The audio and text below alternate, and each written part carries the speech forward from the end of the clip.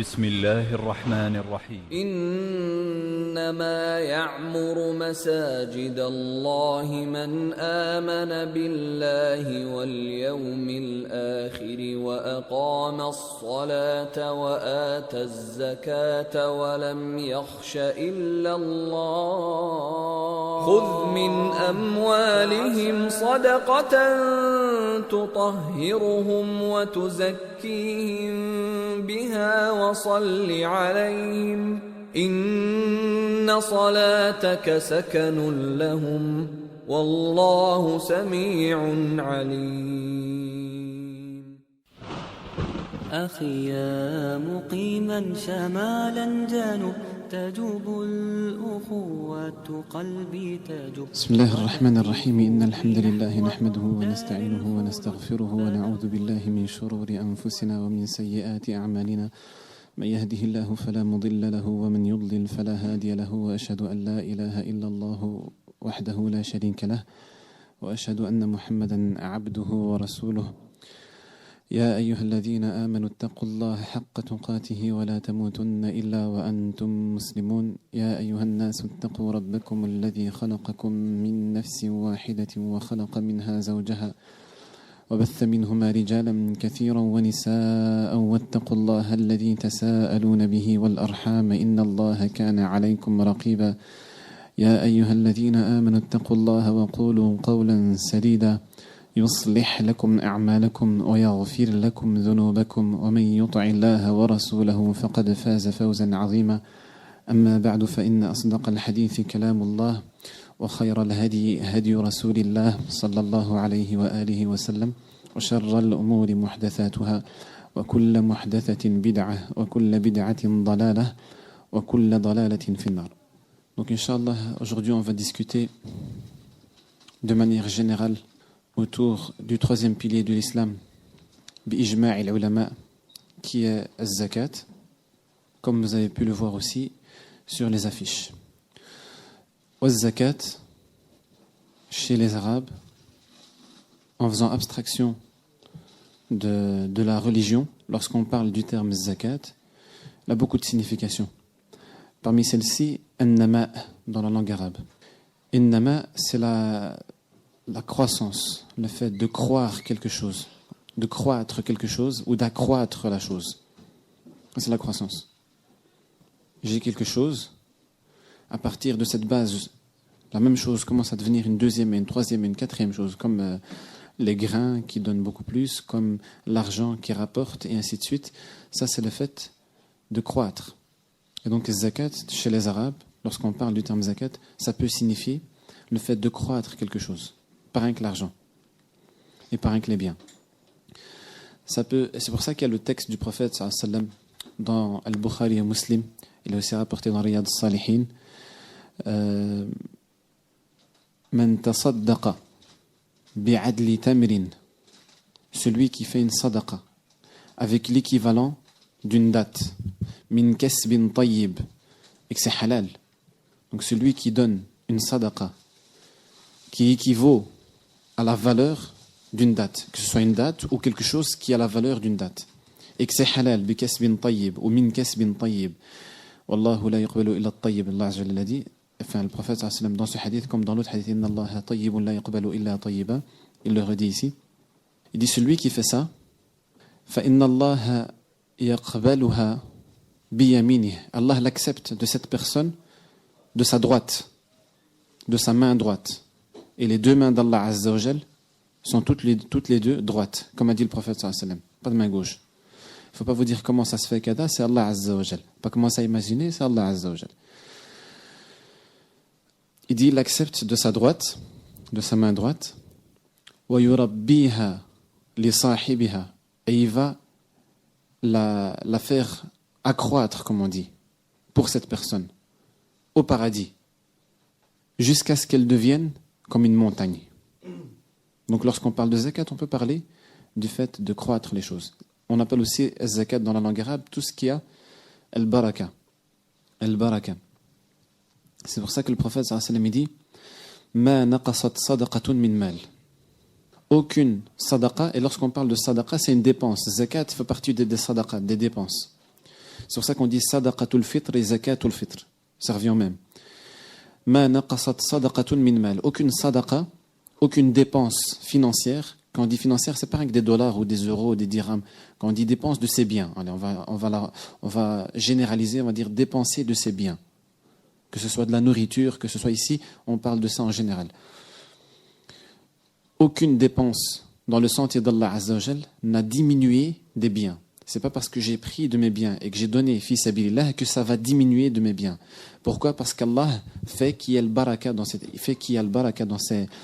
dépenses et que ça diminue pas. Pourquoi? Parce que c'est Allah Azza wa Jal subhanahu wa ta'ala. Donc ça c'est ce qu'on appelle ça c'est ce qu'on appelle al-baraka, la bénédiction en français. Et aussi, il y a le hadith super authentique dans lequel le prophète sallallahu alayhi wa sallam dit il n'y a pas un jour qui passe sans que 2 anges descendent sur terre. L'un des deux dit Allahumma a'ti munfiqan khalafa. Et l'autre dit Allahumma a'ti mumsikan talafa. L'un des deux, il fait l'invocation et dit Allah Azza wa Jal donne à ceux qui dépensent de leurs biens khalafan, c'est-à-dire vous avez décidé al-khalaf, quelque chose qui va venir remplacer ce qu'ils ont donné. C'est ce qu'on appelle le khalifa, le calife, le successeur, c'est celui qui vient remplacer l'autre. C'est-à-dire Allahumma a'ati munfiqan, munfiq, celui qui dépense de ses biens. Khalafa, couvre-lui ses biens qu'il a dépensés. Ou Allah, et l'autre, il dit, Allah, il fait l'invocation, mais ça c'est là un peu chaude, comme ils disent les jeunes. Allahumma a'ati mumsikan talafa, fait que celui qui essaye de garder ses biens, Allah fait qu'il y ait talaf dans ses biens, c'est-à-dire qu'il perde ses biens, qu'il n'y ait pas le baraka, etc. Ça c'est grave. Attention, le hadith et le sahih, c'est des anges. Et l'invocation de l'ange, c'est pas l'invocation d'un dalil du quartier ou quoi. Aussi, parmi l'essence du mot az-zakat, as-salah, ou bien tahara, la purification, la pureté. Tout ça, c'est dans la langue arabe, mais on n'est pas encore entré dans la religion. J'ai donné des arguments pour chaque point tiré de la religion, parce qu'en général, la langue arabe et l'islam sont liés. Mais ici, pour l'instant, on est toujours dans la définition du mot zakat chez les Arabes. On a dit la purification. Parce que zakat en islam, elle est appelée comme ça, parce qu'elle purifie la personne, et on va voir après, Inch'Allah, dans les sagesses de la zakat. Elle purifie la personne de l'avarice. L'avarice, c'est le fait d'être radin, jou', comme on dit. Elle purifie cela, et elle purifie aussi ses biens. Ces biens sont purifiés grâce, et on va voir ça aussi parmi les sagesses, grâce à cette sadaqa ou à cette zakat. Et dans ce sens, Allah dit خُذْ مِنْ أَمْوَالِهِمْ صَدَقَةً تُطَهِّرُهُمْ وَتُزَكِّيهِمْ بِهَا وَصَلِّ عَلَيْهِمْ. Prends de leurs biens, خُذْ مِنْ أَمْوَالِهِمْ, Surat At-Tawbah, prends de leurs biens, خُذْ مِنْ أَمْوَالِهِمْ صَدَقَةً. Cette zakat ici, on parle de la zakat. Pourquoi? تُطَهِّرُهُمْ وَتُزَكِّيهِمْ بِهَا, afin de les purifier. De les purifier. On a dit qu'on purifie. Ici, la personne, elle est purifiée et c'est bien. Ça, c'est la pureté. Il y a aussi قَدْ أَفْلَحَ مَنْ زَكَّاهَا. Allah, il parle de l'âme et il dit a réussi celui qui l'a purifié. Ici, quand on dit zakkaha, c'est-à-dire il a purifié son âme. Tout ça encore, comme on dit, au niveau du sens arabe. L'un de ces sens aussi, at-tazkiya, le fait de vanter les mérites de quelqu'un. At-tazkiya ou bien le madh, faire les éloges de quelqu'un. On utilise aussi en arabe le mot zakat ou alors des dérivés du mot zakat pour vanter les mérites de quelqu'un ou faire ses éloges. Et Allah Azza wa Jal aussi dit à ce niveau-là فَلَا تُزَكُّوا أَنفُسَكُمْ. Traduction de ne vantez pas vous-même votre pureté. Ne vantez pas vous-même votre pureté. Il faut pas vous vanter, c'est ça qu'il y a. Ça, on comprend tous. Il ne faut pas vous vanter. هُوَ أَعْلَمُ بِمَنِ اتَّقَى. Allah est meilleur savant et connaisseur de ceux qui sont réellement des pieux. Vous n'avez pas besoin de vous vanter et vous dire moi je suis pieux, je suis pur, je suis kada. Allah le sait mieux que quiconque et il suffit que Allah le sait, c'est suffisant. Amma chez les ulama, chez les savants de l'islam, qui sont bien sûr des spécialistes en arabe, ils disent que zakat c'est haqqun ma'loum, c'est un droit précis. Un droit, quand on dit un droit, c'est qu'il appartient à quelqu'un. Ici, ce n'est pas un droit de celui qui le possède. Celui qui a ses biens, cette zakat ne lui appartient pas. Cette partie qui est obligatoire dans ses biens, qu'on appelle la partie imposable, ne lui appartient pas. Donc quand on dit un droit, on ne parle pas de celui qui la possède, on dit à celui à qui elle va revenir, c'est-à-dire le pauvre et ainsi de suite. Donc c'est un droit précis dans ses biens. Dans les biens, c'est un droit précis. C'est pour ça qu'ils disent « haqqun ma'loum » sur des biens précis. Ce n'est pas tous les biens qui sont concernés. Ce n'est pas tout ce qu'il possède comme bien qui est concerné par la zakat. Votre garde-robe, elle n'est pas concernée par la zakat. Même si elle coûte, même si à l'intérieur, il y a pour des millions, pas concernée par la zakat. Et on va voir, Inch'Allah, qu'est-ce qui est réellement concerné. C'est pour ça qu'ils ont dit, dans des biens précis. Ma voiture que j'ai achetée, je roule avec, elle n'est pas concernée par la zakat. Si je l'utilise, j'en ai besoin. Je l'ai achetée pour moi, comme on dit, pour des fins utilitaires, pour ma propre personne, pour ma vie privée. J'en ai besoin. Dans ce cas-là, cette voiture-là, même si elle coûte 100 000 €, elle n'est pas concernée par la zakat. Ma maison que j'ai achetée à 400 000 €, que j'ai achetée pour moi, je vis dedans, même si je loue des appartements ou quoi que ce soit, pas concernée par la zakat. C'est pour ça qu'ils ont été obligés, les savants, de dire attention, c'est un droit précis. Quand on dit un droit précis, ça ne veut pas dire, par exemple, je vais prendre l'exemple de l'or. L'or, il est concerné par la zakat. Ici, j'ai parlé des maisons, j'ai parlé des voitures, etc. Mais l'or ou l'argent, je prends un exemple simple, ils sont concernés. Ces deux-là sont concernés par la zakat. Mais quand on dit l'or, ça ne veut pas dire que tout l'or que j'ai, je dois le donner. C'est pour ça qu'ils ont dit un droit précis. Dans cet or, il y a une partie que je dois donner, pas tout, pas l'entièreté de ce que je possède. Donc un droit précis. Dès que ça ne va pas, vous le dites. Alhamdoulilah, vous n'êtes pas très très nombreux, donc on peut se permettre cela.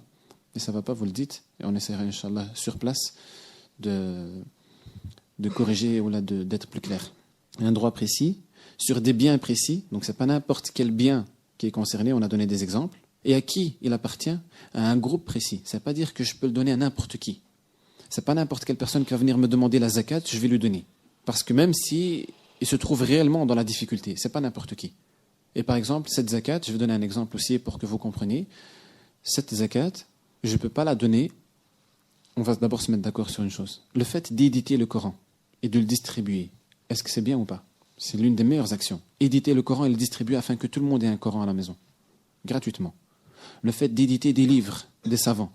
Un savant qui est décédé il y a 15 siècles, il a écrit un très beau livre. Il est perdu dans les manuscrits qui se trouvent dans des bibliothèques lointaines. Maintenant, si quelqu'un a assez d'argent, il peut le sortir de là, payer des gens qui vont le travailler, ce livre, qui vont le sortir, l'éditer et le distribuer gratuitement. Est-ce qu'il n'y a pas un bien là-dedans? Bien sûr que si. Bien sûr que si. Mais est-ce que cette zakat, l'argent de la zakat, est-ce que je peux l'utiliser là-dedans? On ne peut pas. Construire une mosquée? Non plus. Pourtant, ce sont des actes très méritoires. Tout cela pour dire, attention, la zakat, c'est un droit précis. Donc, ce n'est pas tous mes biens c'est pas tout le bien qui est concerné, je ne dois pas le donner entièrement. Et puis, ce n'est pas sur n'importe quel bien, sur des biens précis, pour un groupe précis, pour une catégorie de personnes précises, pas pour n'importe qui. Et il faut aussi, comme il dit, c'est-à-dire dans une période précise. C'est ce qu'on va expliquer. Dès qu'on a atteint le droit précis, c'est ce qu'on appelle le nisab en arabe. Ils ont appelé ça le seuil d'imposition. Dès qu'on l'atteint, je vais l'expliquer même si ce sont des fois des termes un peu techniques. Et puis, dès qu'on a atteint ce seuil d'imposition, il faut que ça passe un temps, minimum. Dans la majorité écrasante des biens concernés, il faut que ces biens soient restés intouchés. On va prendre l'exemple des économies. Ces économies doivent rester intouchées pendant 12 mois. En dessous de cela, ce n'est pas concerné. Et on va expliquer, Inch'Allah, tout ça. C'est juste un petit bref aperçu. Et aussi, ce droit dont on parle, qui appartient à cette catégorie précise de personnes qui peuvent la réclamer, c'est un droit qui varie selon les biens. Je vais donner les sortes de biens qui sont concernés par la zakat. Il y a l'or et l'argent. Ça, c'est la première partie. L'or, c'est-à-dire les métaux précieux. L'or, c'est deux métaux précieux. L'or et l'argent. Ainsi que ce qui découle de là. L'or et l'argent qui soient à l'état brut, des lingots d'or. Quelqu'un parmi vous qui a des lingots d'or à la maison? Ces lingots d'or sont concernés par... s'il y a quelqu'un parmi vous qui avait des lingots d'or, qu'il sache que ces lingots d'or qu'il a à la maison sont concernés par la zakat. Obligatoire. Les lingots, que ce soit donc à l'état brut, ou alors de l'or travaillé, comme les bijoux. De l'or travaillé, comme les bijoux. Et l'argent. Et ce qui les remplace actuellement, avant, les gens ils fonctionnaient qu'avec de l'or ou de l'argent. Donc les pièces, avant c'était des pièces d'or et des pièces d'argent, des vraies pièces d'or. C'était vraiment de l'or. Et c'était de l'argent, c'était vraiment de l'argent. Donc c'était 5 francs, cette pièce-là, elle pesait un certain poids. 10 francs, elle pesait plus. J'invente. Quand je dis j'invente, quand je dis 5, 10, c'est des exemples que je donne comme ça. C'était vraiment de l'or et c'était vraiment de l'argent. Dans certaines contrées, certaines régions, c'était de l'or. Dans d'autres, c'était de l'argent. Et il y a certaines qui ressemblaient entre les deux. Certaines, par exemple, un même pays, un même État, il avait de l'or et de l'argent dans sa monnaie. Comme si maintenant, je vais vous dire, on a des billets et on a des pièces. Pourtant, c'est la même monnaie, c'est l'euro. On a des billets, ils avaient de l'or et de l'argent. Après, ils ont remplacé l'or et l'argent par les billets qu'on connaît. Vous n'allez jamais trouver quelque part, à part si une contrée que je ne connais pas ou là, quelque chose qui va échapper, Allahu A'lam, on ne trouve plus des gens qui fonctionnent encore avec de l'or réellement et de l'argent. C'est que ce qui remplace. Donc, ce qui va remplacer l'or et l'argent est aussi concerné par la zakat, c'est-à-dire les billets et toutes les monnaies qu'on connaît. Ça, c'est la première catégorie de biens qui est concernée par la zakat. Deuxième catégorie, c'est les bestiaux. Parmi les bestiaux, on ne va pas discuter là-dedans, parce qu'en général, je ne pense pas qu'il y a des fermiers avec nous ici. Voilà. Si parmi vous, il y a quelqu'un qui possède des chameaux, des vaches ou des moutons, peut lever son doigt, on va expliquer, Inch'Allah. Si ce n'est pas le cas, on pourrait revoir ça une autre fois. Donc, et ça, c'est les 3 sortes d'animaux qui sont concernés par la zakat. Les chameaux, ce qu'on appelle en arabe al-ibil, les vaches ou les taureaux, c'est le baqar, et al-ghanam, que ce soit le mouton ou les chèvres. Oui, en général, on dit les chameaux, les vaches et les chèvres. Les moutons, afwan. Chameaux, vaches, moutons. Et sur cela, il y a par exemple ceux qui ont des grands troupeaux, sur leurs troupeaux, ils doivent sortir la zakat. S'ils ont l'une de ces 3 catégories dans les bêtes. Ça, c'était la deuxième. Donc, on a dit l'or et l'argent, les bestiaux. Troisième, c'est ce qui est, ils appellent ça le kharij min al-ard, ce qui sort de la terre, si on veut être un peu plus précis, ce qui est certaines sortes de cultures, des choses qui sont cultivées, comme les grains, céréales et ainsi de suite. Et c'est ce qu'on pèse avec ce qu'on appelle avant, c'était sa'. On utilise sa' pour pouvoir mesurer, c'est pas peser, c'est mesurer la quantité. Sa', c'est une sorte de seau, un seau, mais qui a une certaine dimension, elle ne change pas, elle est toujours la même. Elle est toujours la même. Et lorsqu'on verse dedans des grains, on aura une certaine quantité. Et cette quantité, c'est une mesure. C'est-à-dire que le seau lui-même est une mesure. Tous les seaux, c'est une mesure. Et actuellement, il existe encore. Si vous allez dans les pays musulmans, ce n'est pas un seau qu'on va acheter comme ça. C'est un seau que l'on hérite en général. C'est une unité de mesure qu'on utilise en plus. C'est un récipient qu'on hérite. C'est pour ça que ça s'hérite comme les sanad. Ceux qui aiment bien les sanad, comme quoi, voilà, tel cheikh, il a le hadith, mais il n'a pas étudié comme ça du livre. Lui, c'est son professeur qui lui a enseigné, et son professeur, c'est un autre professeur, et ainsi de suite, et ça remonte jusqu'au prophète sallallahu alayhi wa sallam. Il y a certains qui ont le sa' avec le sanad, qui remonte jusqu'au prophète sallallahu alayhi wa sallam. C'est pour ça qu'ils appellent ça as-sa' an-nabawi, ou bien le mudd an-nabawi, ou bien le madani, référence à la ville du prophète sallallahu alayhi wa sallam. Oui, on mesure ça avec ce genre de récipient. Donc il doit sortir aussi donc on a dit les graines, le zabib, ce qu'ils appellent ça zabib, les raisins, et ainsi de suite. Les dates aussi. Tout ça, c'est mesuré avec le sa'. Ça, c'était la 3e catégorie. Certains, il faut entrer là-dedans aussi certains métaux précieux que l'on sort de la terre. 4e et dernière catégorie, et ça, il y a un khilaf chez les savants, c'est urud al-tijara. C'est la marchandise exposée pour la vente. Les commerçants, ils n'aiment pas écouter ça. Urud al-tijara. C'est la marchandise qui est prête, qui est mise en vente. Sur ces 4 biens-là, il y a zakat. Avec des conditions, bien sûr. Mais au moins, on a délimité quels sont les biens concernés par la zakat. L'or et l'argent, certaines bêtes qu'on a citées, ce qui sort de la terre cultivée, et ainsi de suite. 4e, marchandises mises en vente. Sur base de ces biens, on doit savoir que ce n'est pas tout le temps la même quantité. J'ai dit au départ, c'est un droit précis. Ce droit précis, il n'est pas valable, ce n'est pas le même. Quand on parle par exemple pour l'or et l'argent, le droit précis pour l'or et l'argent, ce n'est pas le même que le droit précis pour les bêtes. C'est autre chose pour les bêtes. Et le droit précis pour les pauvres dans la zakat, par rapport à la marchandise, n'est pas le même que celui qui est obligatoire pour ce qui sort de la terre, comme on a dit, les cultures et ainsi de suite. Et je donne des exemples, même si on n'entre pas là-dedans. Par exemple, pour l'or et l'argent, c'est 1/4 du dixième. Ça fait 2,5%. 1/4 du dixième. Un dixième, c'est 10%. Le quart d'un dixième, c'est 2,5. 2,5%. C'est toute personne qui possède de l'or ou de l'argent ou quand on dit de l'argent, c'est-à-dire la monnaie qui est connue, il doit faire le calcul sur 2,5%. Ça, c'est le droit obligatoire. Si on passe maintenant, par exemple, au bête, il va pas donner 2,5%. Qu'est-ce qu'il va donner?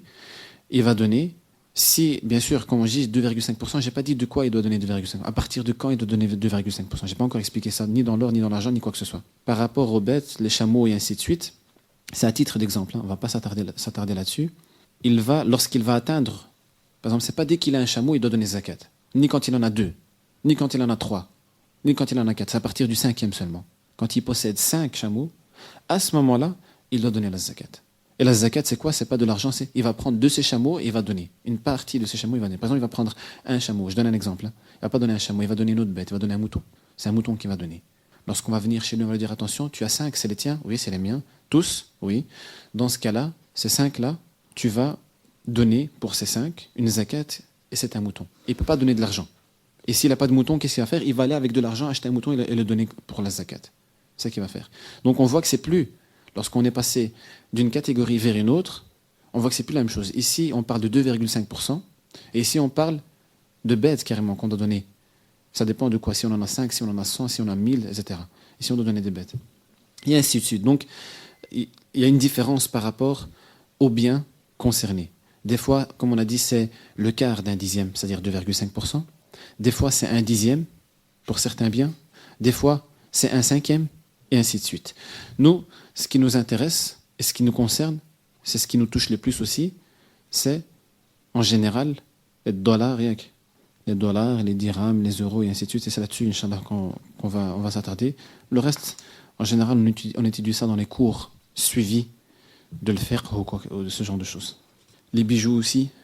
Donc ce qui nous intéresse le plus et ce qui nous importe le plus, c'est ce qu'on utilise le plus aussi. Quant à la zakat, est-ce qu'elle est obligatoire? Est-ce qu'elle est haram? Est-ce qu'elle est permise? Est-ce qu'elle est recommandée? Est-ce qu'elle est déconseillée? La zakat, elle est obligatoire. Elle est obligatoire. Et cela, il y a consensus, comme on dit, des savants, ils sont tous d'accord là-dessus, du fait que la zakat, elle est obligatoire. La zakat, elle est même un pilier de l'islam. Et là-dessus, il y a des versets innombrables dans le Coran, comme les versets qui reviennent très souvent. Wa aqimus salata wa atuz zakat. C'est toujours lié en général. La prière, elle est toujours liée avec la zakat. Et lorsqu'Allah dit aqimus salata wa atuz zakat, accomplissez la prière et acquittez-vous de la zakat. Acquittez-vous de la zakat, c'est un ordre. Et l'ordre veut dire l'obligation. Comme dit, ça c'est une règle chez les savants. Lorsqu'Allah donne un ordre, il veut dire que c'est une obligation. Que celui qui le fait, il est récompensé, celui qui ne le fait pas, il sera réprimandé par Allah Azza wa Jal. L'autre verset qu'on a déjà cité, khudh min amwalihim sadaqatan tutahhirum, prends de leurs biens une sadaqa. Et ici c'est aussi un ordre. Allah Azza wa Jal s'adresse au prophète sallallahu alayhi wa sallam et lui dit prends. Et prends, ça à l'impératif. Ou là, prends. Sahab la conjugaison. C'est l'impératif. Prends de leurs biens une sadaqa qui va les purifier et ainsi de suite. Et quand on parle de l'impératif, il est question d'une obligation, c'est un ordre. Donc c'est obligatoire. Celui qui le fait est récompensé, celui qui ne le fait pas, il est puni, réprimandé, châtié. Oui, ça c'est autre chose. L'autre verset, وَفِي أَمْوَالِهِمْ حَقٌّ مَعْلُومٌ لِلسَّائِلِ وَالْمَحْرُومِ. Allah Azza il parle des pieux et il dit, et dans leurs biens, il y a justement, c'est ce qu'ils ont dit les savants, حَقٌّ مَخْصُوص ou bien حَقٌّ مَعْلُومٌ, ça revient même, un droit précis. Pour qui? لِلسَّائِلِ وَالْمَحْرُومِ, pour celui qui vient demander et qui n'a pas. Donc ici aussi, on parle, Allah Azza wa Jal, tout ça c'est des arguments qui sont tirés du Coran. Allah parle d'ordre à l'impératif, et puis il dit, et dans leurs biens, il parle des pieux, il dit, et dans leurs biens, il y a un droit, ils le connaissent, ils le savent, ils le respectent. Il y a un droit précis, haqqun ma'loum, pour as-sa'il wal mahrum. As-sa'il, celui qui vient demander. Et concernant ce sur quoi on va s'arrêter, c'est-à-dire les biens, l'or et l'argent et ce qui en découle, il y a le verset très connu qu'on entend souvent dans la sourate At-Tawbah, وَالَّذِينَ يَكْنِزُونَ الذَّهَبَ وَالْفِضَّةَ وَلَا يُنْفِقُونَهَا فِي سَبِيلِ اللَّهِ فَبَشِّرْهُمْ بِعَذَابٍ أَلِيمٍ يَوْمَ يُحْمَى عَلَيْهَا فِي نَارِ جَهَنَّمَ فَتُكْوَى بِهَا جِبَاهُهُمْ وَجُنُوبُهُمْ وَظُهُورُهُمْ هَذَا مَا كَنَزْتُمْ فَذُوقُوا مَا كُنْتُمْ تَكْنِزُونَ. Donc Allah Azza wa Jalla dit, et ceux qui gardaient, الَّذِينَ يَكْنِزُونَ, qui ne donnaient pas sadaqa, qui ne faisaient pas la zakat, et qui ne quoi? Qu'est-ce qu'ils gardaient? الذهب والفضة, l'or et l'argent. وَلَا يُنْفِقُونَهَا فِي سَبِيلِ اللَّهِ, et ils ne dépensaient pas de ce qu'on leur avait demandé, fixé, fi sabilillah. Cela, فَبَشِّرْهُمْ بِعَذَابٍ أَلِيمٍ, annonce-leur, Allah Azza wa Jalla dit au prophète sallallahu alayhi wa sallam, annonce-leur un châtiment ou le châtiment, fabashshirhum bi'adhabin alim, un châtiment douloureux. Ils auront un châtiment douloureux. Et qu'est-ce qu'il dit? Ils vont être châtiés par le moyen qu'ils ont refusé. Allah leur a demandé de faire zakat, ils l'ont refusé, et bien ils vont être châtiés par ces biens qu'ils ont refusé de donner. Comme celui, par exemple, le prophète sallallahu alayhi wa sallam, il a été très clair dans un hadith, celui qui avait des chameaux, qui n'a pas voulu donner zakat, et Yawm al-Qiyamah, on va venir avec des chameaux, un troupeau énorme, qui ne se termine pas. Il n'a pas de fin ce troupeau. Et chaque chameau ne sera pas un petit daïf comme ça. Chaque chameau sera asman ma yakoun, a dit le prophète sallallahu alayhi wa sallam, le plus sahih des chameaux qui existent. Le chameau de l'akhira, il n'a rien à voir avec le chameau d'ici. Déjà, un chameau d'ici, s'il te marche dessus, là, c'est foutu.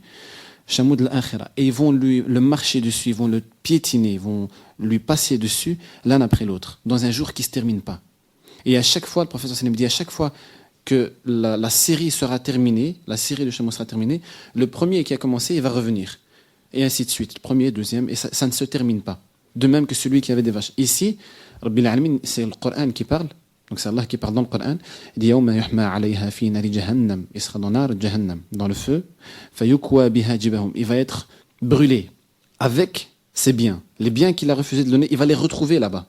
Les biens qu'il a refusé de donner ici, il va les retrouver là-bas, pas pour lui dire mais tu sais quoi, tu les as pas donnés là-bas, ouais, donne-les ici, vite, faire rachète-toi parce que c'est bientôt le jugement. Non, c'est déjà foutu. Il va les revoir là-bas et il va être dégoûté quand il va les revoir parce qu'il le ressent. Il sait que c'est pas bien. Il sait qu'il est dans une mauvaise situation. Il sait qu'il a des soucis. Et avec ces biens-là, il va se faire brûler. Fayukwa biha zid jibahuhum. Jibahuhum, c'est le pluriel de jabha. Et jabha, c'est le front ici. Jibahuhum. Wa junubuhum. Et leur côté ici. Wa zuhuruhum et leur dos. Certains savants, ils ont fait tafsir. Parmi les mashayikh, ils ont fait tafsir de cette ayah. Ils ont dit pourquoi? Parce que Rabbil Alamin a dit avec ces biens-là, ils vont être brûlés ici dans leur front, sur leur côté ici, le flanc du corps, et puis le dos. Il a dit parce qu'en général, lorsque sa'il, parce qu'Allah il a dit fi amwalihim haqqun ma'lum lis-sa'ili wal mahrum, parce que sa'il, lorsqu'il vient, il lui demande, et que lui ne veut pas, en général, il détourne la tête d'abord. Il détourne la tête. Zamak, va-t'en, laisse-moi tranquille, je ne donne pas. Cette jabha-là qui s'est détournée du pauvre, alors que les savants, comme on va voir, ils disent ce n'est pas à toi cet argent-là, ce n'est pas à toi ces biens-là. Même quand ils ont dit quand tu viens la donner, la zakat et la sadaqa, quand tu viens la donner, il ne faut pas faire le riche, tiens je te donne, grâce à moi tu vas manger aujourd'hui. Non, c'est à lui. Et Abdullah ibn Abbas, radiyallahu anhuma, quand il donnait sa zakat à lui, il faisait lui le pauvre, il disait Allah, tiens prends, ça t'appartient, c'est à toi. Et le prophète sallallahu alayhi wa sallam, lorsqu'il était il a accompli la prière, il a dirigé la prière, et dès qu'il a terminé, il s'est levé tout de suite, en courant. Il est passé entre les gens, il est rentré chez lui à la maison, et il est revenu avec des biens. C'était une sorte de parure qui avait une certaine valeur. Et il l'a donné fi sabilillah tout de suite. Et il a dit, c'est comme s'il avait dit, j'ai oublié.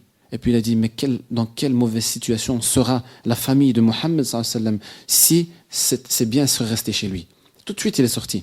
Et donc, ça lui appartient pas. Lorsqu'il a détourné, il n'a pas voulu donner ce qu'Allah lui a donné. Déjà, les biens qu'il possède lui ne lui appartiennent pas. Ils appartiennent à Allah. Et Allah appartient les trésors. Et Allah appartient les trésors des cieux et de la terre.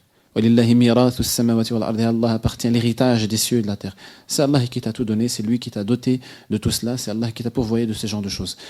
Donc l'entièreté appartient à Allah Azza wa Jal. Tu appartiens à Allah Azza wa Jal. Ton corps ne t'appartient pas. C'est pour ça que tu n'as même pas le droit de te griffer volontairement et ce genre de choses. Celui qui le fera Yawm al-Qiyamah sera questionné. C'est pour ça que les savants, lorsqu'on leur pose des questions sur des interventions chirurgicales, des fois ils disent non. Pourquoi? Parce qu'ils disent tu vas te mutiler alors que ce n'est pas nécessaire. Et tu n'as pas le droit de te faire du mal, de t'ouvrir ou ce genre de choses si ce n'est pas nécessaire. Muhim, il va détourner d'abord son visage. Si le pauvre insiste, il va lui donner son flanc, puis seulement son dos, et partir. Allah Jalla est venu avec ce détail du adab. Fatukwa biha jibahuhum wa junubuhum wa zuhuruhum. Hadha ma kanaztum. On va leur dire Yawm al-Qiyamah, ça c'est ce que tu as refusé. Tu voulais pas le donner, wahak. Tiens. Hadha ma kanaztum li anfusikum. Ça, tu as voulu le garder. Fadhuqu, goûte ce que tu as gardé. Fadhuqu ma kuntum taknizun. C'est que des pertes finalement. Ça nous souligne, si ce n'était pas obligatoire, Allah n'aurait pas châtié ces gens-là. Si tu le fais volontairement, si tu veux le faire, c'est bien, tu le fais pas, ben alhamdoulilah, tu n'auras pas de châtiment. Si ce n'était pas obligatoire, Allah n'aurait pas châtié ces gens-là. Et dans les hadiths du prophète sallallahu alayhi wa sallam, le prophète sallallahu alayhi wa sallam, il dit, dans le troisième hadith rapporté par l'imam al-Nawawi, dans ses 40 Nawawi, il a dit عن أبي عبد الرحمن عبد الله بن عمر ابن الخطاب رضي الله عنهما قال سمعت رسول الله صلى الله عليه وسلم يقول بني الإسلام على خمس. Donc Abdullah ibn Umar il rapporte un hadith du prophète sallallahu alayhi wa sallam. Il dit j'ai entendu le prophèt sallallahu alayhi wa sallam dire, et les savants ils disent que lorsqu'un sahabi dit sami'atu, j'ai entendu, c'est le plus haut degré de la version. Lorsqu'une version est rapportée en disant j'ai entendu, elle est plus haute que celui qui dit le prophète a dit. Le prophète a dit, c'est pas comme j'ai entendu. J'ai entendu, ça fait ressentir que la personne était toute proche, qu'elle a entendu directement. Il a dit Bunya al-Islam ala khams. L'islam a été basé ou bâti, construit sur 5, les 5 piliers. Shahadati an la ilaha illallah wa anna Muhammad Rasulullah, l'attestation de foi. Wa iqam as-salat, le fait d'accomplir la prière. Wa ita az-zakat, 3e pilier. Et le fait de s'acquitter de la zakat. C'est pour ça qu'on dit c'est une obligation, la zakat est une obligation, mais en plus d'être une obligation, c'est le plus haut degré de l'obligation, c'est-à-dire le pilier. Pas toute obligation, c'est pas toute obligation qui est un pilier. Il y a des obligations qui ne sont pas des piliers. C'est obligatoire, mais c'est pas un pilier. C'est obligatoire de porter le hijab, mais c'est pas un pilier. Il est obligatoire de faire beaucoup de choses qui ne sont pas des piliers. Ça ne veut pas dire que c'est pas grave de les délaisser. Ou quand c'est un pilier, c'est encore plus grave. Le fait de le délaisser ou de manquer au respect ou de ne pas l'observer ou de l'abandonner comme la prière par exemple. Le prophète sallallahu alayhi wa sallam, il a envoyé, comme il est rapporté dans Sahihayn aussi, il a envoyé Mu'adh ibn Jabal, le compagnon Mu'adh ibn Jabal. Et ce hadith il est rapporté par Abdullah ibn Abbas. Il dit le prophète sallallahu alayhi wa sallam, il a envoyé Mu'adh ibn Jabal à la fin de sa vie, à la fin de la vie du prophète sallallahu alayhi wa sallam, au Yémen. Il lui a dit innaka ta'ti qawman ahla kitab. Tu vas aller chez des gens qui font partie des gens du livre, c'est-à-dire ils ont de la science. La première chose à laquelle tu vas les inviter, c'est l'attestation de foi. Qu'ils croient en un seul Dieu, Allah, la ilaha illahu. Et qu'ils croient que je suis, parce que le prophète a dit wa anni rasulullah, et que je suis le prophète sallallahu alayhi wa sallam. Cela veut dire que l'une des deux attestations ne peut pas aller sans l'autre. Ça c'est le premier pilier de l'islam. Il dit فَإِنْهُمْ أَطَاعُوكَ لِذَلِكَ. S'ils te suivent, ils t'obéissent, ils t'écoutent. فإنهم أطاعوك لذلك فأعلمهم أن الله افترض عليهم 5 صلوات في كل يوم وليلة. Enseigne-leur qu'Allah leur a imposé 5 prières qui sont étalées tout au long de la journée et de la nuit. Quand on dit la nuit, par exemple la prière de Maghrib et l'Isha se font la nuit, ainsi que le Fajr. Et Dhuhr et l'Asr se font la journée. Quand on dit la nuit, ça ne veut pas dire qu'il y a d'autres prières obligatoires. On parle des 5 prières obligatoires. Et il dit فإنهم أطاعوك لذلك, s'ils obéissent à ça aussi, فأعلمهم أن الله افترض عليهم صدقة تؤخذ من أغنيائهم فترد على فقرائهم. Enseigne-leur qu'Allah Azza wa Jalla leur a imposé une sadaqa, une zakat qui va être prise des personnes aisées de chez eux et donnée à leurs pauvres. Donc tout ça, ce sont des textes de Coran et de Sunna qui soulignent l'obligation de la zakat. De même, ça c'est la sunna théorique du prophète sallallahu alayhi wa sallam, mais il y a aussi la sunna pratique, c'est-à-dire que lui, il a pratiqué ses obligations. Et il a récolté les zakawat et il a envoyé des sahaba, des compagnons pour la collecte des zakats et ainsi de suite. Quant aux sagesses de la zakat, parmi les plus grandes et les plus importantes, c'est comme on a dit au début, elle purifie de l'avarice. L'avarice, comme on a dit, c'est le fait d'être radin. Allah il a dit « Tutahhiruhum » qui va les purifier. La personne qui va donner de ses biens va, parce que l'âme, naturellement, elle aime les biens. Toute âme aime les biens, aime la richesse. L'âme, ça fait partie de la nature de l'âme. Elle aime la richesse. Ce qui fait qu'il faut l'entraîner et l'éduquer à aller au-dessus de cela et à aimer plus que la richesse. Aimer Allah Azza wa Jal, afin de ne pas être distrait par cette richesse. Comme Allah il a dit, Alhaakumut takathur. La richesse vous a distrait jusqu'à ce que vous avez visité les tombes. Seulement à ce moment-là, vous vous êtes réveillé. Quand on dit visiter les tombes, jusqu'à ce que vous êtes mort. Jusqu'à ce que vous avez été touché par la mort, frappé par celle-ci, c'est trop tard. Cette zakat va permettre aux musulmans de travailler son âme, parce que lorsqu'il va faire son calcul et sortir les 2,5% ou les 5% ou les 10% ou n'importe quelle part qu'il doit sortir, il va de cette manière-là chaque année s'entraîner à ne pas être rattaché et avare à un tel point qu'il ne donne plus rien. C'est pour ça que grâce à cela, Inch'Allah, il va voir, et Allah Azza wa Jalla, il a créé la vie comme ça. Il a fait en sorte que le bonheur ne sera atteint que si les cœurs sont rattachés à lui-même. Si le cœur il est rattaché à autre chose, à la richesse, à la réputation, à la vie aisée, à les sorties, et certains s'ils font pas de sorties, ils deviennent fous. Les femmes, les jeux, et ainsi de suite. Chacun, parmi les êtres humains, a à l'origine des tendances. Il tend vers telle chose, ou il aime ce genre de choses, etc. S'il fait de cette chose le but de sa vie, il est foutu. Et Allah nous enseigne, grâce à cette zakat, de faire en sorte que le but de notre vie ne soit pas nos biens. Déjà, comme ça on est éduqué par rapport à nos biens. Parce que le bonheur, s'il est recherché dans autre chose qu'Allah, il ne le trouvera jamais. Allah a fait en sorte que les personnes, par exemple, qui sont aisées, qui arrivent à vivre dans les villes, les grandes villes, disent moi j'ai les moyens, j'ai un immeuble, parlophone, ascenseur, tout ce que vous voulez, télévision, tous les moyens de télécommunication qui existent, les magasins tout proches, etc. Il croit qu'avec ça, il va atteindre son bonheur. Mais, dans ce genre de situation, il y a les factures, l'une après l'autre. Quand il vit dans son bâtiment, il vit dans son bâtiment à son aise, avec tous les luxes que ça présente, mais chaque jour, il y a une facture. Parce qu'il a son téléphone, il doit payer une facture de téléphone, il doit payer son loyer, il doit payer ceci, il doit payer cela, etc. Et puis il y a le stress des grandes villes, puis il y a la pollution, puis il y a beaucoup de gens, et puis il y a la panique, et puis il y a les gens qui sont tous l'un différent de l'autre, etc. Problème, il dit, trop de bruit ici, trop de bruit. Je suis encombré, ça va pas. Je vais aller à la campagne. Je vais aller me reposer là-bas, etc. Alhamdoulilah, pas de facture, pas de problème, personne qui vient, c'est seul. Entre moi et Allah Azza wa Jal. Ça, c'est, au moins s'il disait entre moi et Allah Azza wa Jal. Il va là-bas, je vais prendre l'air, je vais changer. Trop de stress ici. Il va là-bas, à peine il s'assied, il se couche sur l'herbe, ou là sur le foin, et voilà qu'un serpent sort, ou là, un scorpion, ou là ce genre de choses. Où il va, il ne trouvera pas son bonheur. Il ne trouvera jamais son bonheur, comme on dit les savants. Celui même, ils ont dit même, celui qui utilise un moyen qui à l'origine il est halal. Par exemple, ceux qui des fois, ils paranoïent sur le mariage. Ils travaillent jour et nuit pour le mariage. Ils pensent jour et nuit sur le mariage, au mariage. Il lit sur le mariage, il pose des questions sur le mariage. Et pour lui, dès qu'il sera marié, ben, alhamdoulilah, les portes vont s'ouvrir. Tout ira bien. Le fait qu'il a donné une place trop importante, j'ai pris l'exemple du mariage, ça peut être n'importe quoi. Cela ne va pas le sortir d'affaire. Et il va être dégoûté dans une chose, une deuxième chose. Il va dire, mais je ne pensais pas que c'était comme ça. Il va être surpris. Jusqu'à ce que, et ainsi de suite, l'une après l'autre, sa surprise, jusqu'à ce qu'il va réaliser qu'en réalité, le seul qui mérite toute l'attention et tous les efforts, c'est Allah Azza wa Jal. Et quand il va le faire, à ce moment-là, il va goûter au bonheur. Il va goûter au bonheur avec sa famille, il va goûter au bonheur avec lui-même, avec la personne. Il va goûter au bonheur du mariage, il va goûter à tout le reste. Parce que l'origine, c'est Allah. Et Allah, il a fait en sorte. Et c'est un bien. C'est un bien qu'on ne trouve pas une tranquillité parfaite dans autre chose que chez Allah. Afin qu'on soit à chaque fois piqué. Et qu'on se réalise à chaque fois, attention, et c'est vrai, j'ai été piqué, ça veut dire, je me rappelle que c'est vers Allah que je dois plus aller, et ainsi de suite. Cette zakat nous enseigne à aller au-dessus de l'amour qu'on a envers les biens. Les biens, tout le monde aime bien les biens. Les biens ne vont pas m'emprisonner. Je ne vais pas être le prisonnier de ces biens. C'est moi qui utilise mes biens comme je veux, et pas mes biens qui m'utilisent comme ils veulent. C'est moi.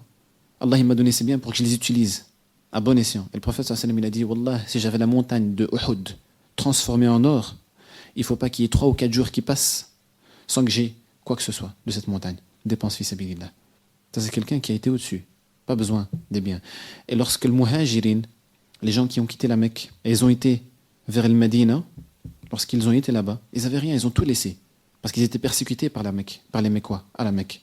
Et ils ont été à Médine, la terre d'accueil. Lorsqu'ils ont été, ils n'avaient rien. Le prophète sallallahu alayhi wa sallam, il a dit, il a demandé aux Ansar, aux gens de Médine, d'aider, de faire un geste, de secourir leurs frères et sœurs, parmi les muhajirines qui ont tout laissé pour Allah. Ils ont quitté tout ça pour Allah, par amour d'Allah Azza wa Jal. Parmi ceux parmi l'Ansar, certains ont dit, tu sais, j'ai 2 épouses que j'aime beaucoup. Lakin le fait de m'approcher d'Allah Azza wa Jal en t'aidant, et c'est plus aimé encore par moi. Regarde celle que tu veux. Je la divorce et tu te maries avec elle. Afin que je préfère avoir une seule femme, mais savoir que mon frère à côté, là, qui est venu, qui a tout laissé, il a perdu sa femme, il a perdu ses enfants parce qu'il était seul à croire que lui aussi il est une femme. Et mon épouse, elle est croyante. Et elle sait que ce geste fait partie des gestes aimés par Allah Azza wa Jal. Elle préfère ça au-dessus de tout.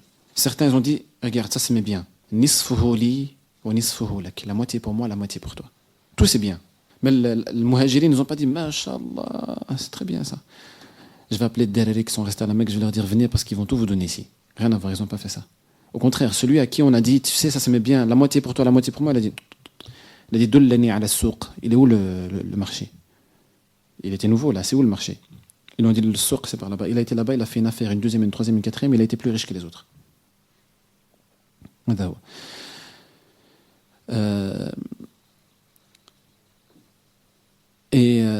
On rapporte aussi le fait, tellement ces gens ils ont été loin dans l'amour d'Allah Azzawajal, l'amour d'Allah Azzawajal a surpassé toutes les autres rattachements qu'on pourra avoir à ceci ou à cela, et surtout les biens, parce que les biens c'est l'une des plus grandes tentations et des plus grandes épreuves.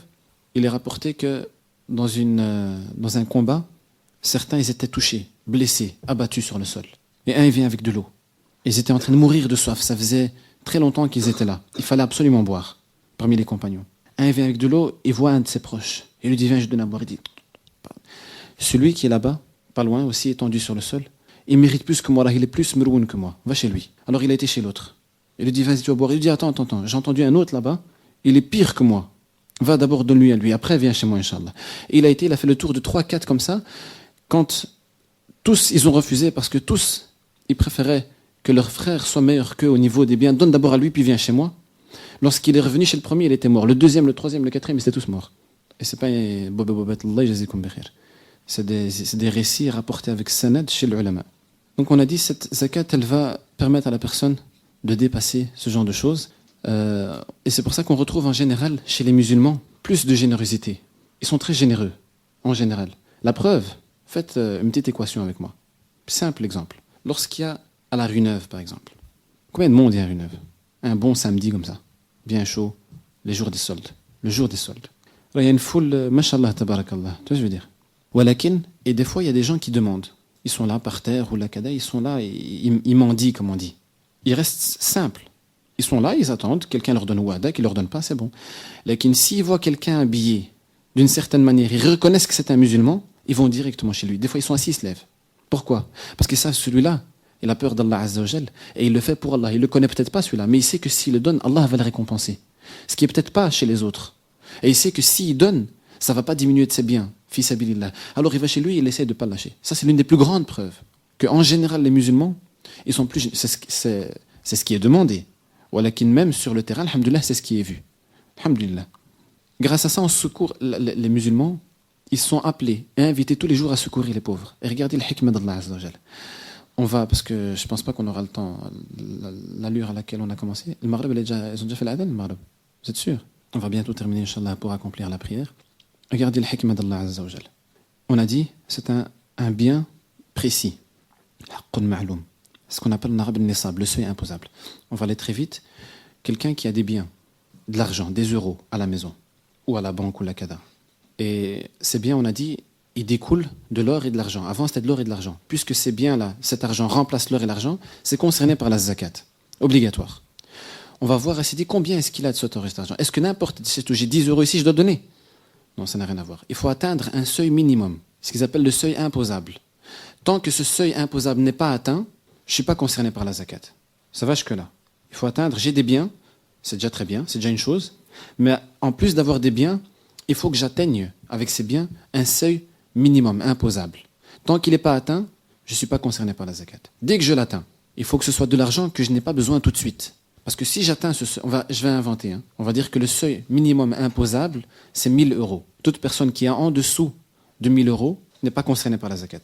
Maintenant, je les atteins. J'ai 1000 euros. Est-ce que dès que j'ai 1000 euros, je dois donner 2,5%? Il faut que ces 1000 euros, il faut que le seuil minimum, dès qu'il soit atteint, reste intouché. En tout cas, il doit rester au-dessus du seuil minimum pendant 12 mois. 12 mois. Si c'est le cas, j'ai rempli les deux grandes conditions de la zakat. Et à ce moment-là, je suis concerné par la zakat. Et à ce moment-là, je vais donner 2,5%. Donc, en résumé, les 2,5%, je les calcule sur quoi? Je les calcule sur des biens qui ont dormi, entre guillemets, pendant 12 mois. Et pas n'importe quel bien qui a dormi pendant 12 mois. Ces biens, ils ont dormi pendant 12 mois, et pendant ces 12 mois, ils étaient au-dessus du montant imposable. C'est-à-dire 1000 euros. Je donne un exemple À chaque fois 2 exemples pour que ce soit le plus clair possible. Quelqu'un, j'ai dit, on va dire, j'invente. Ça peut être 1 000 euros, ça peut être 1 500 euros. Comment est-ce que vous allez me dire, mais c'est quoi alors? C'est 1 000, c'est 1 500, c'est 2 000, c'est combien? On va à chaque fois voir qu'est-ce que vaut 85 grammes d'or. Je vais chez les gens qui sont spécialisés. Aujourd'hui, je leur dis, aujourd'hui, monsieur, combien est-ce que vaut 85 grammes d'or? Combien ça vaut?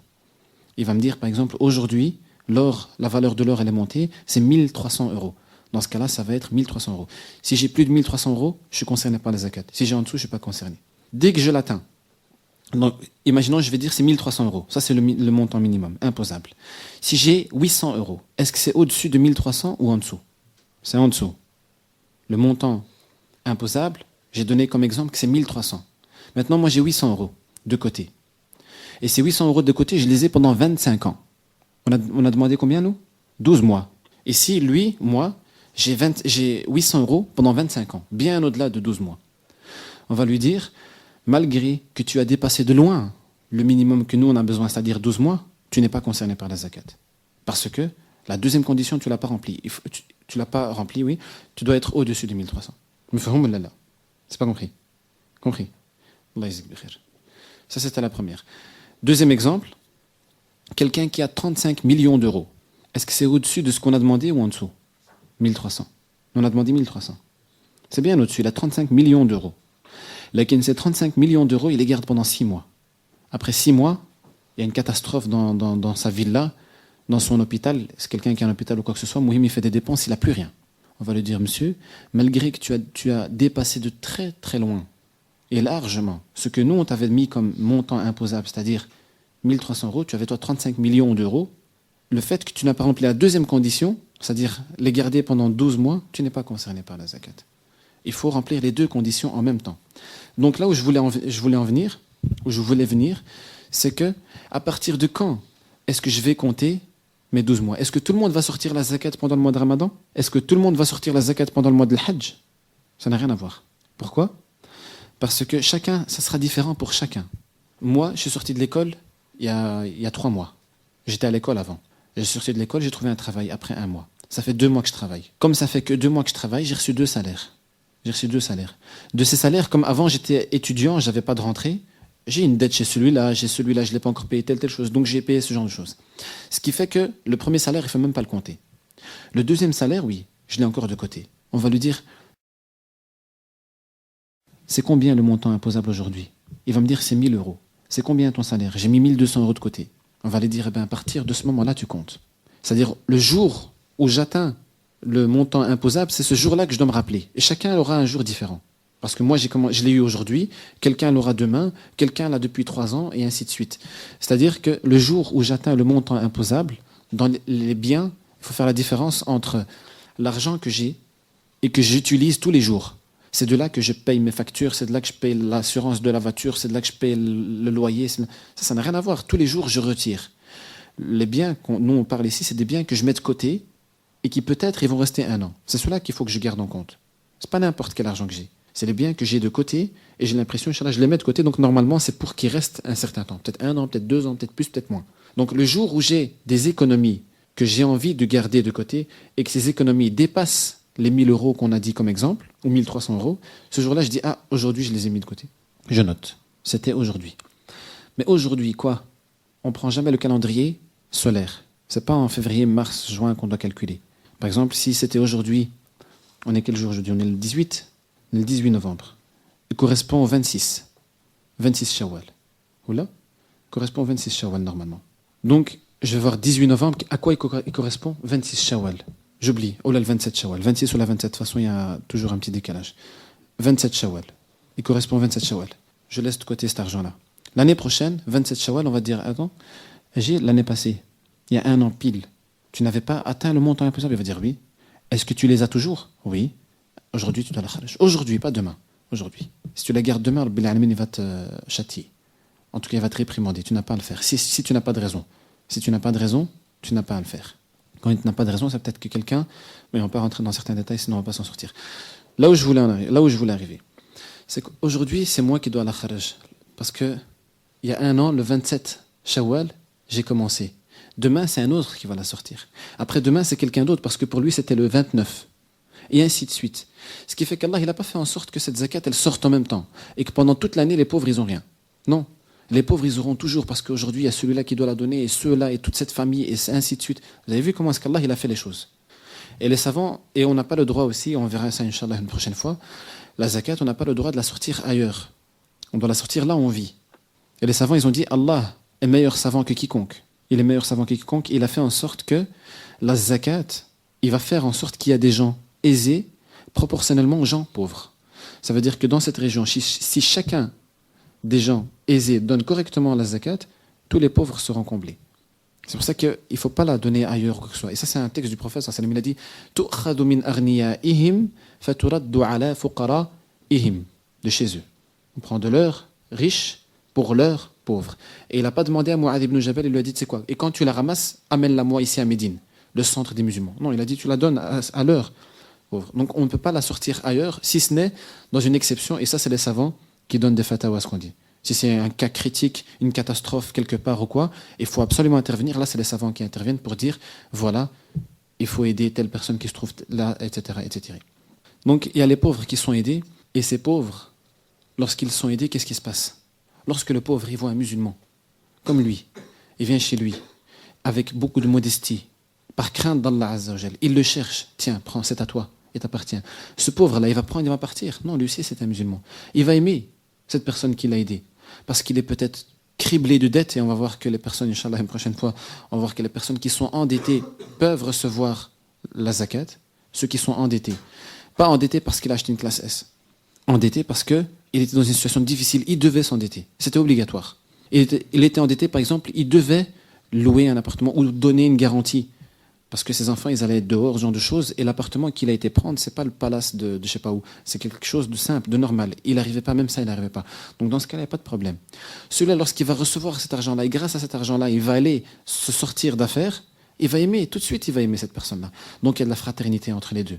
Et lorsque le riche lui-même, il se déplace et il va voir Mskin comment est-ce qu'il était, dans la situation dans laquelle est-ce qu'il était, lui aussi, il va aimer ce pauvre, il va dire Subhanallah, et il va comprendre la détresse, il va plus ressentir la détresse des pauvres et des nécessiteux. Alors que s'il n'y avait pas des zakats, peut-être que les gens ne seraient pas aussi au courant, on va dire. Là, il était obligé de le faire. Donc il est sorti de chez lui et il l'a vu. Chaque année, il le voit. Peut-être que grâce à ça, il va faire plus que ce zakat. Pendant l'année, il va l'apprendre, il va lui dire, viens, J, si tu as quelque chose, viens chez moi, il n'y a pas de problème. Ou là, lui-même, il va de temps en temps sortir en dehors des zakat. Donc ça appelle les gens à faire encore plus de bien. Et bien sûr, il y a le hadith aussi qui est rapporté dans Sahih Muslim, dans lequel le prophète sallallahu alayhi wa sallam dit وَمَنْ نَفَّسَ عَنْ مُؤْمِنٍ كُرْبَةً مِنْ كُرَبِ الدُّنْيَا نَفَّسَ اللَّهُ عَنْهُ كُرْبَةً مِنْ كُرَبِ يَوْمِ الْقِيَامَةِ. Celui qui vient aider un de ses frères dans une difficulté de la vie ici-bas, Allah l'aide ici, à lui, parce qu'il a aidé son frère, et dans l'au-delà. Peut-être qu'il sera dans une difficulté yawm al-qiyamah. Peut-être qu'il y a des hasanats qui lui manquent, peut-être qu'il a été injuste avec celui-ci ou quoi, mais le fait qu'il a aidé une personne qui se trouvait ici dans la difficulté, Allah va l'aider là-bas, yawm al-qiyamah. Il va dire, tu l'as tiré d'affaire, je te tire d'affaire. C'est aussi un grand moyen pour empêcher les pauvres de commettre al-haram. Peut-être que celui qui se trouve dans une situation critique et qui a besoin, il a faim, ses enfants ils ont faim, sa femme elle n'a rien, ou là il est endetté, il va peut-être être emprisonné. On va peut-être lui prendre tout ce qu'il a. Peut-être, comme on dit, ils vont bloquer son salaire et ainsi de suite. Et que personne ne l'aide. Qu'est-ce qu'il va faire? Peut-être qu'il y a Shaitan qui va venir commencer à jouer avec son âme et qui va essayer de faire quelque chose de haram pour avoir cet argent. Ça, c'est un homme. Une femme, elle va peut-être être attirée par le haram. Et ça existe dans, alhamdoulilah, vous avez vous aussi vos yeux.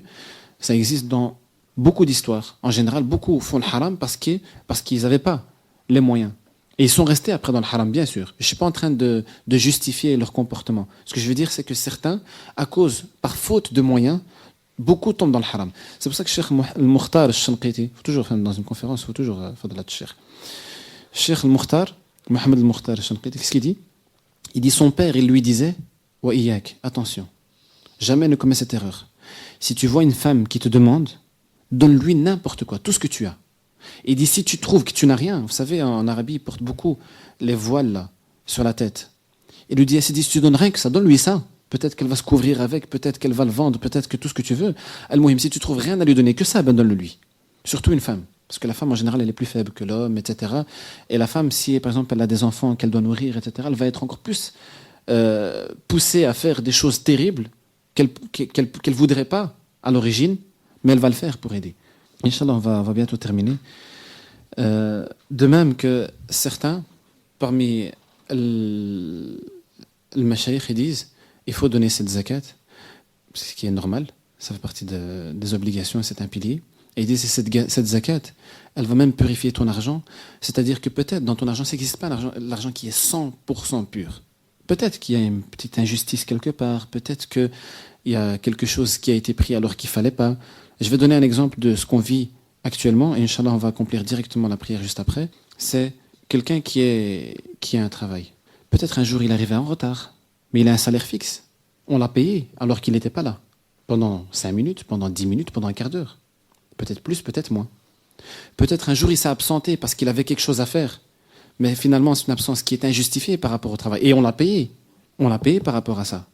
Donc cet argent-là, qui fait certains savants, lorsqu'ils donnaient cours dans des classes, ils étaient payés pour ça, ils ne voulaient pas s'asseoir. Ils restaient debout. Ils disaient, on ne me paye pas pour m'asseoir. Et peut-être que si je m'assois, Allah Azza wa Jal, il va me réprimander pour certains biens que j'aurais reçus. Ils ont été jusque-là. Certains parmi les savants actuellement, lorsqu'ils donnent cours dans les universités, ils refusent de recevoir, vous savez, les congés payés juillet, août. Il dit juillet, août, moi je n'étais pas en train d'enseigner. Je passe cet argent-là. Tout ça parce qu'il a peur de faire quelque chose. Et ils disent, alhamdoulilah, il y a quelque chose qui s'infiltre dans les biens halal. À cause de ce genre de choses, cette zakat va purifier ces petits manquements, etc. On a été loin, mais le musulman, il doit aller loin, justement. Wallahu ta'ala a'lam. Inch'Allah, on verra comment est-ce qu'on fera pour une prochaine occasion. On a beaucoup parlé de rawhaniyat, comme on dit, des sagesses et de ce qu'on doit essayer de ressentir dans la zakat. Il restera un peu plus de règles et on verra, Inch'Allah, comment est-ce qu'on fera. Wallahu ta'ala a'lam. Barakallahu fikum. Mais Inch'Allah, on va accomplir la prière.